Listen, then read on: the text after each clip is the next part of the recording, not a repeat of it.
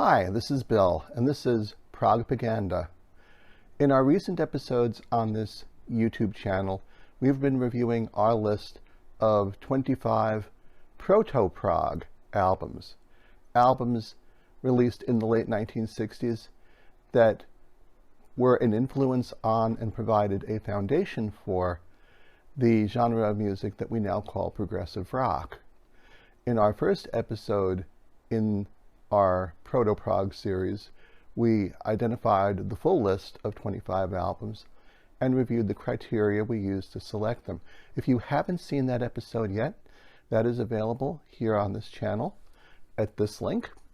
We have also, over the course of some 20 some odd episodes now, gone through most of that list in detail, usually one episode per album, going into the details of why the album is significant both from a musical and a cultural perspective. Feel free to check into those as well. We think you'll like what you find. In today's episode, we'll be discussing an album released in 1969 by a band that would become one of the great bands of the classic progressive rock movement in the 1970s, selling upward of 30 million albums worldwide. The band, of course, is Jethro Tull, and the album is their second release, Stand Up. Stand Up, while it's Jethro Tull's second album, in many ways felt like a first album. Their first album, This Was released 9 months earlier in October of 1968, but had pursued a very different direction from the one pursued on Stand Up, which would be in many ways the prototype for the Jethro Tull albums that followed and which would bring them immense success in the early and middle 1970s. To understand some of how they got here, it's best to discuss a little bit of the band's history. Jethro Tull began as a band in the mid-1960s with three friends from Blackpool, Lancashire, joining forces, the three being Ian Anderson, their vocalist and guitarist, John Evan, keyboard player, and their friend Jeffrey Hammond. Hammond was not, at the time Tull started, a skilled musician. He was more of a blues enthusiast and had a huge record collection that both Anderson and Evan enjoyed. But he was enthusiastic and wanted to be part of their project, and ultimately he would join them on the bass guitar. The band would initially be known as the John Evan Group, later the John Evan Smash, and they specialized in rhythm and blues, growing the band into a blues review complete with horn section. Jeffrey Hammond would initially lose interest and left the band in order to attend art school. His initial replacement did not last long, but that person was in turn replaced by Glenn Cornick, who would remain with Jethro Tull for about 4 years or so, and who was a terrific bass guitar player. They went through several drummers over the course of time as well, with a friend of theirs, also from Blackpool, Barry Barlow, joining them for a time. By early 1968, the band had linked up with Chris Wright and Terry Ellis, two aggressive and enthusiastic promoters who were interested in not only placing the band at larger clubs in the London circuit, but also to help them get a recording deal. The Ellis-Wright Agency, as it was then called, was a very hungry team, to be sure. Tull was among their very first signings, with Terry Ellis taking them under his wing as manager.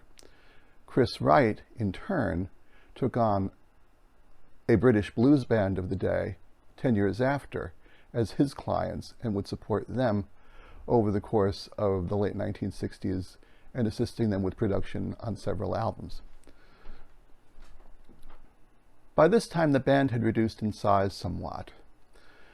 It wasn't economically viable to continue, apparently, with the blues review route, and several members of the band, including Barry Barlow, left at this time, leaving behind Ian Anderson, Glenn Cornick, and the guitarist with whom they were then working, Mick Abrams. They elected to go forward as a blues rock outfit, much along the lines of the music that John Mayall with the Blues Breakers 10 years after, and Savoy Brown with Kim Simmons were pursuing at the time.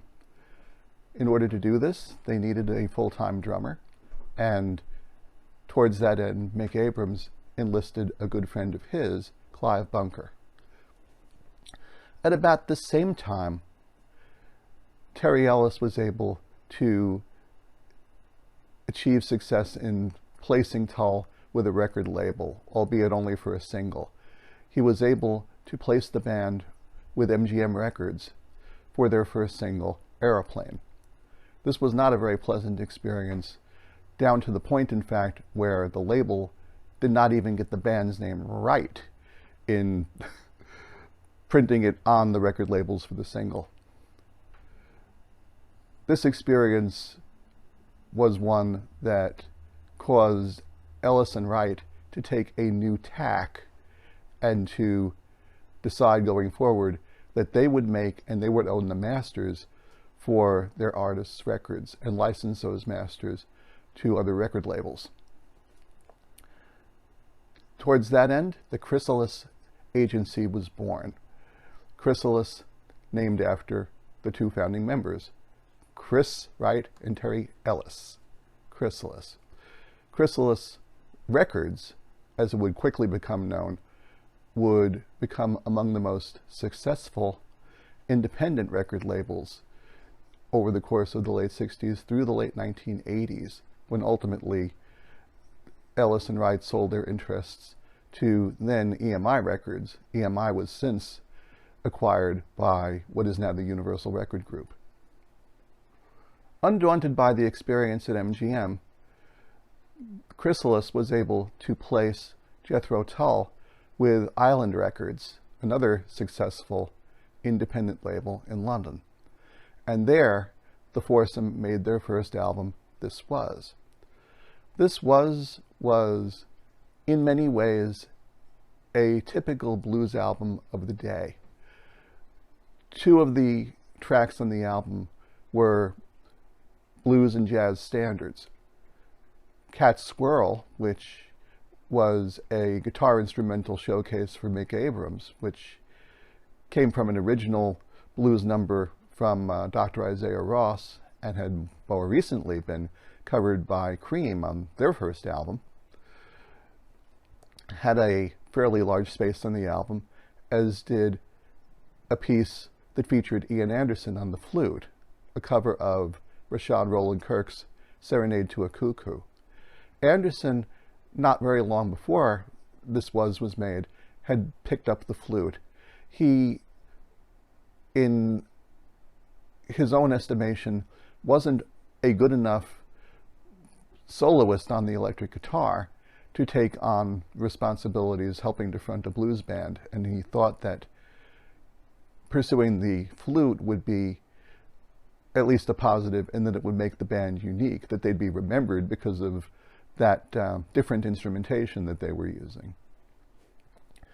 Serenade for a Cuckoo was an early signature song for the band, even though Anderson had only been playing flute for several months at the time of its recording. He does a wonderful job on it. Other songs on the album, while they were credited as original tunes, definitely bore the hallmarks of what the band was listening to at the time. My Sunday Feeling, which opened the album, closes with direct quotations from Henry Mancini's Pink Panther theme, as well as from Nat Adderley's Work Song.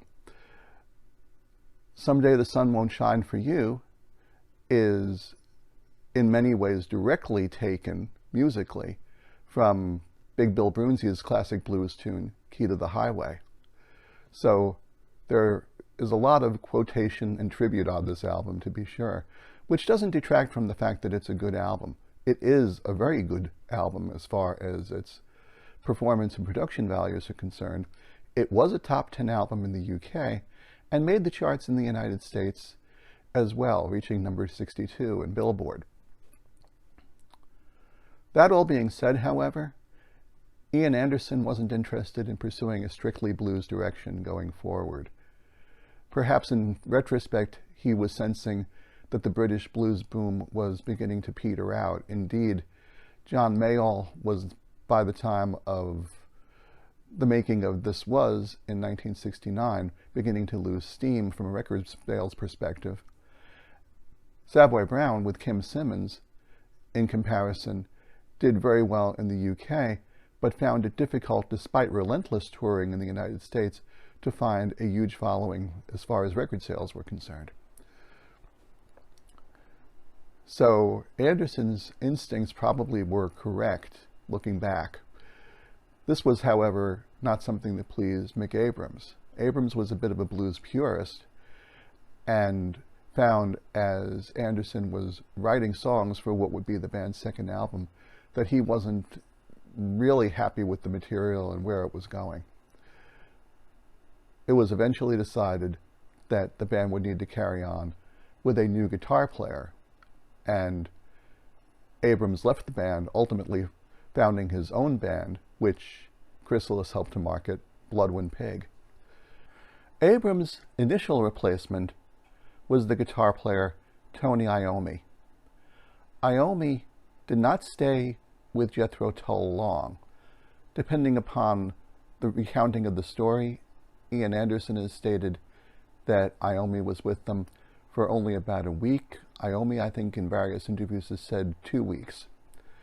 It was long enough, however, for Iommi to appear with Jethro Tull during the taping of the Rolling Stones TV program in December of 1968, the Rolling Stones Rock and Roll Circus. Eventually it was decided that Iommi was not a fit to the band, and he returned to the band that he had been fronting prior to his joining Tull, the band then called Earth, which would soon come to prominence about a year later under a new name, Black Sabbath. Iommi in turn was replaced by Martin Barre. Martin Barre was a very skilled guitar player. He certainly was capable of playing the blues, but he was interested and willing to do much more from a musical perspective. He also was not aspiring to be a singer or, to a great extent, a songwriter. He was more than happy to play a supporting role in helping to develop Anderson's music versus trying to develop and push his own. And so in that regard was a much more sympathetic fit to what Anderson wanted to do with the band. And so the lineup at this point that would create Stand Up was set, with Anderson, Barre, Cornick, and Bunker. Prior to recording Stand Up, Jethro Tull embarked on a tour of the United States.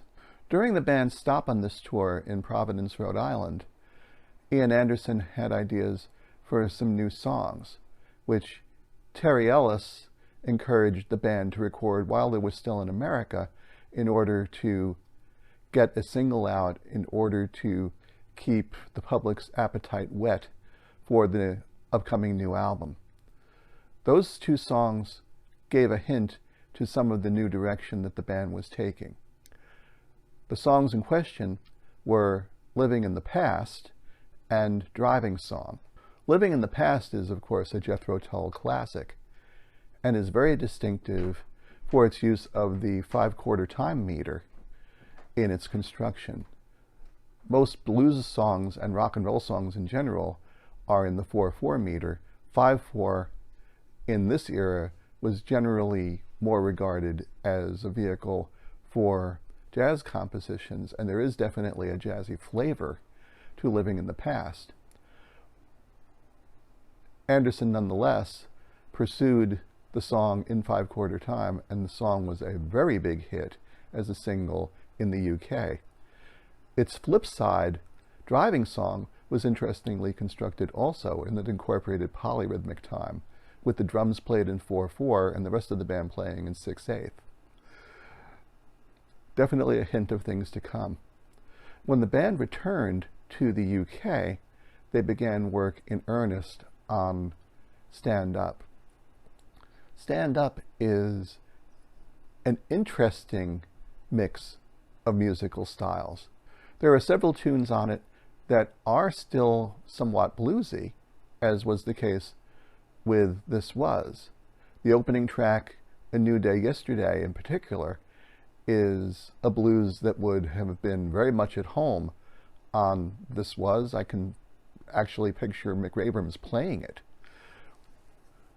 But going forward on side one, the listener hears a bit more of where the band is diverging from that path and where things would go in the future.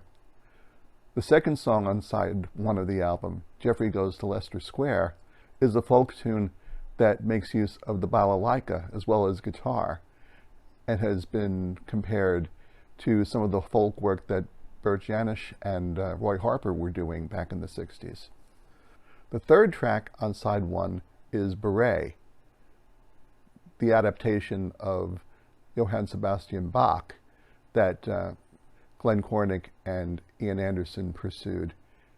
It is also a Jethro Tull classic, both in terms of the approach that Anderson takes on the flute and the beautiful jazz-style bass that Cornick plays, complete with a full solo with the rest of the band falling out, incorporating double stops and other techniques of play that again would normally be reserved for a jazz album. There are other beautiful songs on the album as well. We Used to Know on side two is a song that has, in structure, often been compared to the Eagles' classic Hotel California. Reasons for Waiting, which incorporates both the flute and a background string section, is a lovely, delicate piece that is very much worth hearing. For 1,000 Mothers and Nothing Is Easy on side two are additional bluesy tracks. Nothing Is Easy is not a straight blues, however. Rather than playing that in 4/4, Anderson mixes things up by adding an additional measure of 2 beats to every line in the verses, which gives it something of an edge that a traditional blues tune wouldn't have. It is an album that has some very unique touches to it that would hint at where Tull would go later, to be sure.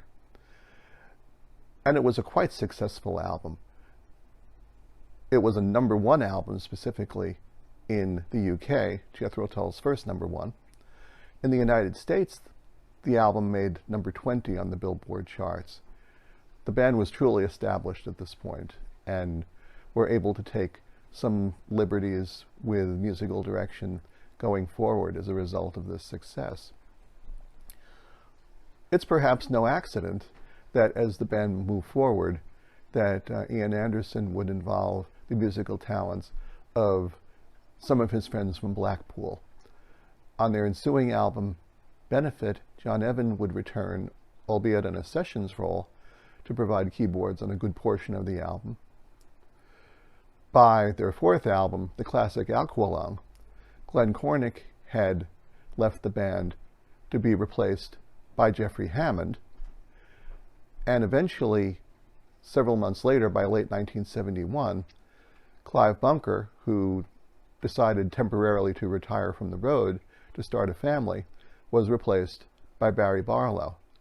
So by late 1971, the band's group of Blackpool friends were back together and were established as what would become the classic Jethro Tull lineup.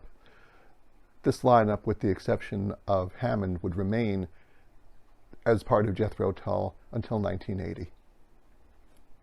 As I said at the top of the episode, Stand Up, in many ways, is where Jethro Tull begins. Certainly don't mean to discount this was. It is a very good record in its own right, as I said. But if you really want to have an understanding of how Jethro Tull developed in the form that the band would take in the 1970s, this is the album with which to start. That is all for this episode. I hope you enjoyed it. If you liked what you saw here, please don't hesitate to click like on the episode, and please subscribe to the channel as well. We have one more album to review for our list of 25 Proto-Prog albums. We'll cover that one in our next episode and follow up that one with a review of honorable mentions, near misses, and albums that you, our fans and listeners, have proposed as items that perhaps should have been on the list and some of those that we chose. But the last album on our list for our next episode will be Miles Davis's classic, arguably one of the first jazz fusion albums, In a Silent Way. We hope you come back and join us for that one. You take good care. Thanks for listening. Bye-bye.